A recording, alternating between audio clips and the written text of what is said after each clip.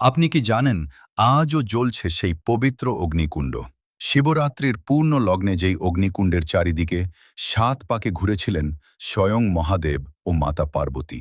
কোথায় আছে সেই অলৌকিক বিবাহ মণ্ডপ? দেবভূমি উত্তরাখণ্ডের রুদ্রপ্রয়াগ জেলায় অবস্থিত পবিত্র ত্রিযুগী নারায়ণ মন্দির। ত্রিযুগী অর্থ ৩ যুগ ধরে জ্বলন্ত। পুরাণ মতে এই ত্রিযুগী নারায়ণ মন্দিরেই সম্পন্ন হয়েছিল ভগবান শিব ও পার্বতীর আধ্যাত্মিক বিবাহ। শিব পার্বতীর বিবাহের সময় যে যজ্ঞকুণ্ড প্রজ্বলিত হয়েছিল সেই অগ্নি আজও নিভে যায়নি।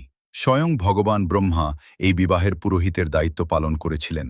ভগবান বিষ্ণু দেবী পার্বতীর ভাই হিসেবে সমস্ত বিয়ের আয়োজন করেছিলেন। মন্দির প্রাঙ্গণে আজও আছে ব্রহ্মশিনা, যেই স্থানে শিব ও পার্বতীর বিবাহ সম্পন্ন হয়েছিল বলে বিশ্বাস।